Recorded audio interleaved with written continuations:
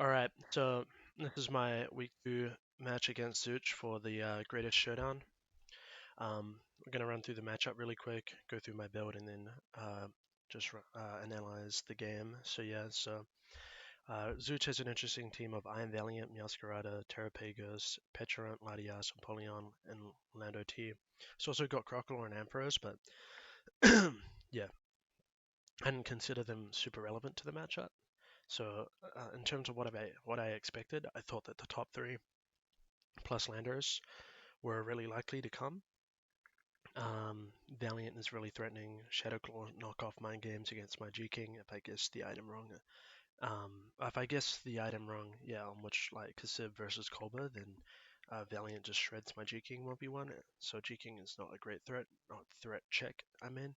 Um, and yeah, outside of that, Valiant is very difficult to check. And then in addition to that, Meowscarada is a solid spiker and can spam knockoff and triple axle into my team, which is very, very difficult to switch into. And because of my speed tears, both of them are capable of running adamant potentially. So yeah, and then Terrapagos is 100% coming because it's both a fantastic offensive threat. Its stab is really difficult to switch into against for my team. I have like a Spit Sponge and G King, but it's hard to justify into this team, which just kind of tears it apart. And then my other switch-ins are Spectria, who, well, is not a great switch-in to Terrapagos because my Spectria is likely to, like, his Terrapagos is likely to be the dedicated check to Spectria, so it'll be designed to beat my set. So I probably shouldn't be sending my Spectra out against it. Corviknight and Diancie are my other options as resist, and they're okay. It's kind of awkward for him to take 4 attacks. He could, but yeah, it could be a little bit awkward for him. Um, and yeah, but if he were to, then he would tear through them. But Diancie and Corviknight are also really punishable by the rest of his team, so it's not a big deal. So yeah, Terrapagos is very annoying. It's also likely not going to have to deal with DNC even if I were to take it, because DNC isn't going to last till late game, and Terrapagos is only going to hit the field when Spectria forces it to, or if it's allowed to, it'll just exist till late game, trying to preserve its ability. So yeah. Then you got Landers, who with Terra is very capable of just tearing my team apart. Um, Terra Blast or Terra Fighting Focus Blast is sufficient coverage for it to handle my Earth Power immunes. And yeah, it's possibly might be limited to rocks this matchup as well, depending on how he wants to run it. But um, yeah, he has some alternative rockers. It's just not clear if he'll take them or if he'll even run rocks on them. Like I'm not sure if Terrapagos ever really wants to run rocks here, and I'm not sure if he's taking Empoleon. Outside of those four though, two more I'm not sure exactly what two they might be. Well, I wasn't sure, but I kind of suspected that it would be Latias and Empoleon. Empoleon is a nice alternative Spidef Sponge to Spectria. It's a nice stopgap against Scarf GZAP. And yeah, it's just going to click Surf, which is kind of annoying to switch into flip turn, and it's not easy to kill quickly. And it can really easily enable many of his threats. It's also a nice rocker. It takes away that responsibility from Lando and Terrapagos, which is quite convenient for him. Alternatively, he could take Petarant if we were to take Latias in addition to that. But yeah, I mean, Petarant is annoying. It's not as good. It threatens Nasty Plot against my team, which is not easy to revenge because of its natural fizz death. Zarude and Landorus both fail to kill it, unless I'm running like Banded, which is hard to justify. So that limits me to Spectra, which he could just run Kasib for potentially. So yeah, and Petarant is really annoying. And it can also just beat checks with its funny ability if it gets lucky enough with its signature move. And yeah, I was pretty confident that if he did take Petrant, it would have to be some weird offensive nasty plot set that can really leverage my inability to revenge it, which could be very annoying if he positioned it exceptionally well. But I felt like that was more niche than what Empoleon offered, which is just rocks, pivot, annoying mon. It's not passive against my team. It's not easy to switch into. So yeah, forms a nice pivot call with Meowscarada, for instance. So yeah, and then Latias is pretty simple. There's a lot of cheese sets this guy can go for. It also offers Healing Wish, I'm pretty sure, which is never bad. Um, and yeah, the cheese sets are pretty good against me because my psychic switch in is Zarude, and Corviknight. Corviknight loses to Roost variants of Latias, and in general it's just not particularly great against non-Roost, as I can hit it with U-turn, but that's going to proc weakness policy, and if I'm breading it down, unless I have bulk up to really power that up, I'm going to lose to Roost, like I said. And even if it's not Roost, it, depending on its moves, it can still beat me 1v1 with relative ease, so yeah.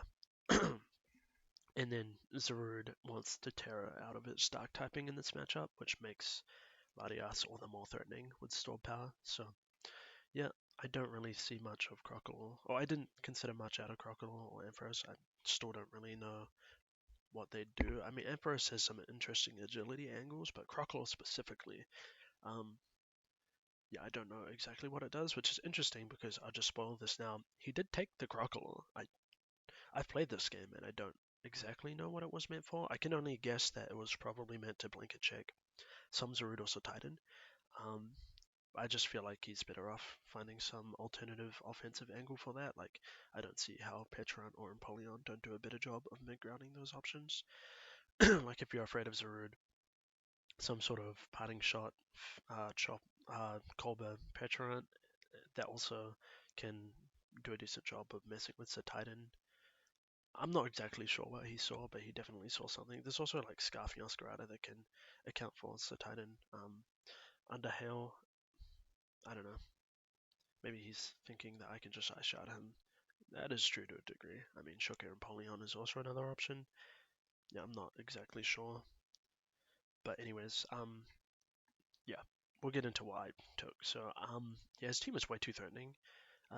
Very, very offensively orientated, and as a result, I really can't mess around. So I took a really offensive team on my own to try to get the jump on him. So the game plan with this is quite simple: threats on threats on threats, and I really just need to get my hazards up, find an opportunity to put up screens, and then these threats are just completely insane if I can get the positioning right. So, yep. My thinking was like lead Zarude and Terra, and Terra Poison Zarude is a nice check against Valiant Meowscarada Petrant if it came. Um, and then, yeah, Helmet accounts for Axel Meowscarada if it's banded. My Zarude is getting nuked. I live one, but yeah, it's going to do an insane amount. It might kill after rocks, but yeah, I'm leading Zarude, so that's not super important for me to live. And yeah, if it's banded, then I have more offensive counterplay.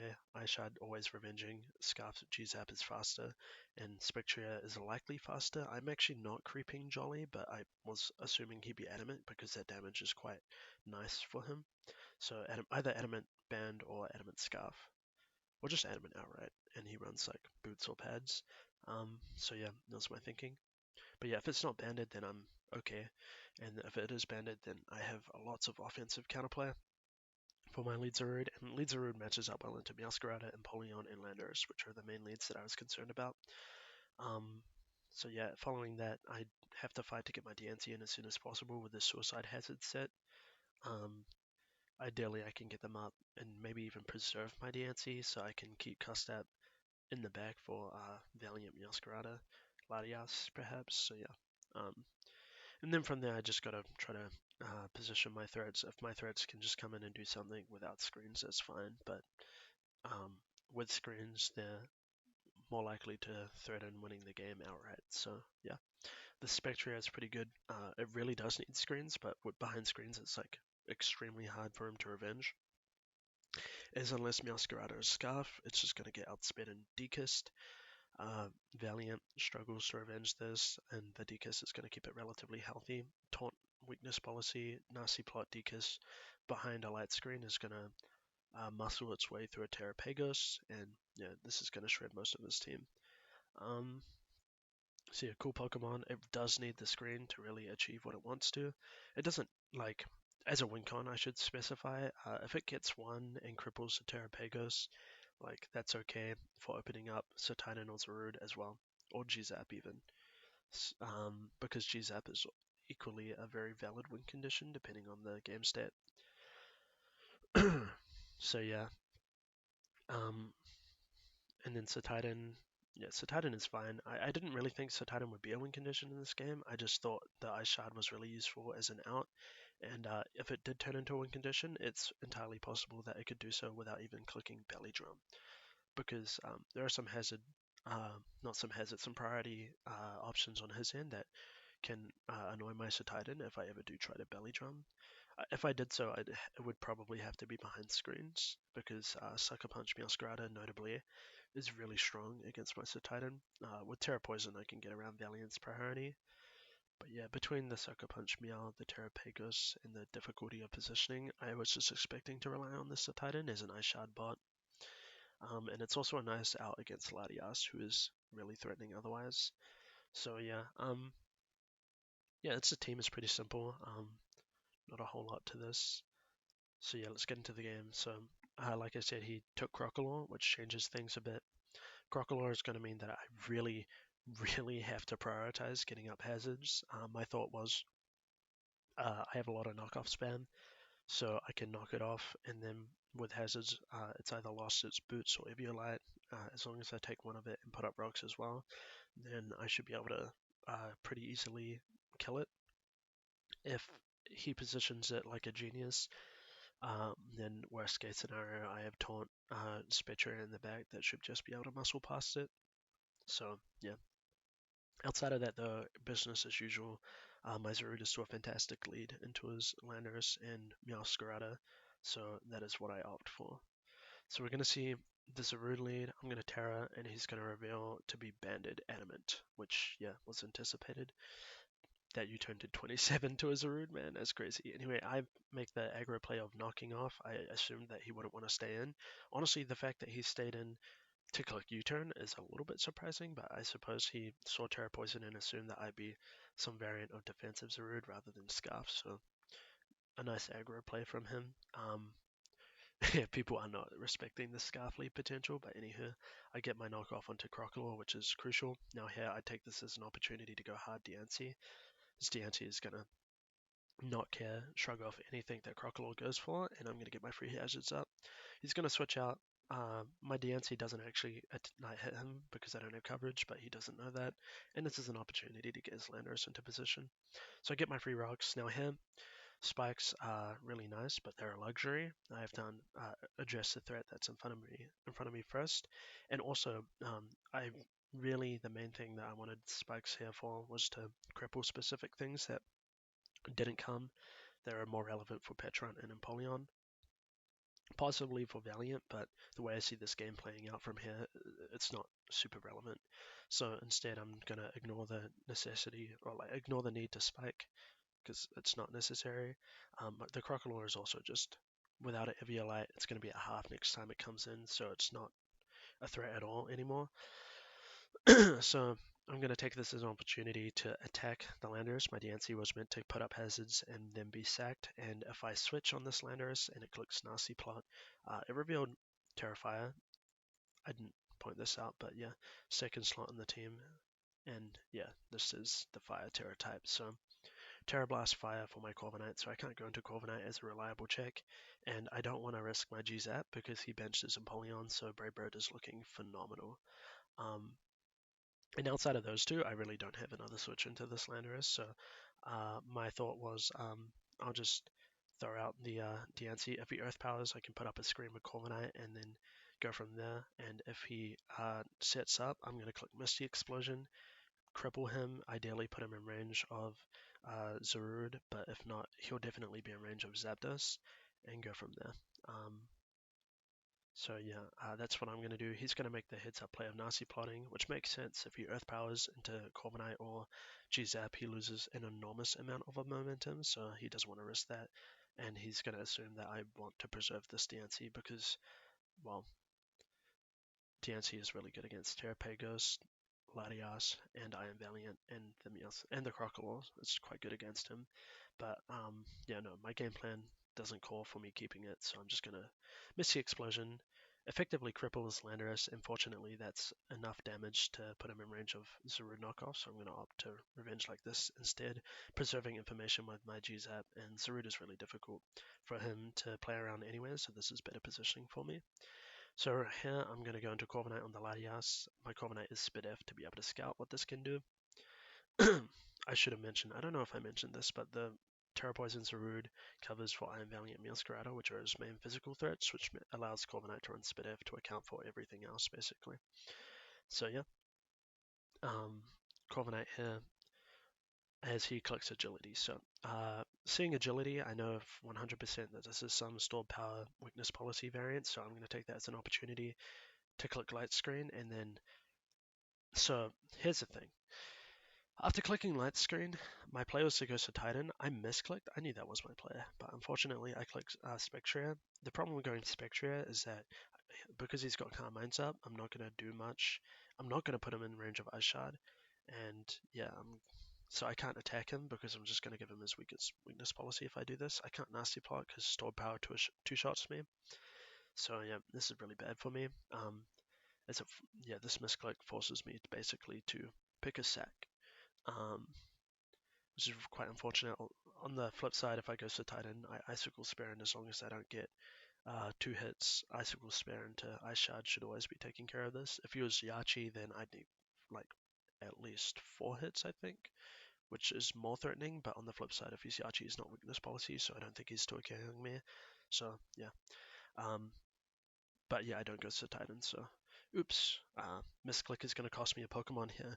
I thought this game was still winnable, and because I was going to go down so much for no reason, I figured that it was best to keep as many win conditions around as possible. I wanted to guard against Terrapagos as well, so I opt to keep my Spectria and my G-Zap and sack my Zarude. It's going to put me in a really tight spot against Valiant, but if I'm able to get the positioning right, um, then that may not matter. So we will see. So yeah, I'm going to sack the Zarude. It could have been argued that clicking Taunt with my Spectria may have been better in keeping the Zarude, but I thought that some Terrapagos could just run rampant against my team. I also like the fact that I thought my Spectria had better odds than Zarude at being a successful win condition, because instead of being Scarf, he was banded on Meowscarada as well. So yeah, that's why I opted for this angle. So I revenge with Titan, and then Disaster Strikes again as I only get 2 hits. So yeah, misclick into some really poor misfortune. I really didn't have. I mean, regardless, if he was Roost, I lost on the spot. This is going to force me to Ice Shard, sack my Titan, and go to Corviknight, who is the only mon that now lives. And if he's Roost, I lose. If he's not, I U-turn kill, and I'm in an interesting in-game. So we're going to see this play out. I'm going to U-turn into my G-Zap because Spectria just does not match up well with the limited turns into his Terrapagos. I need more than 2 light screen turns, so I figured that, okay, go into Spectria. I don't have a Reflect Up either, so I don't know if he can Sucker Punch me or Meowscarada, so I'm not trying to play that mind game either. Especially because he's healthy, he may be out of range of Draining Kiss range. So yeah, anyway, I go G-Zap and I just click Brave Bird. He's going to make the right play of scouting with Lando. And then here he's going to go Meowscarada, which is also the right play. He knows I'm Scarf, so he knows that he can't revenge so easily. Regardless of what his Valiant set is with the light screen up, I'm likely to live. Whatever he goes for, Spirit Break is not a strong move, and he's not exactly sure what my spread is. And yeah, behind light screen, Moonblast is definitely not killing. So he's going to go to Meowscarada, stall out this light screen, and make me take more recoil.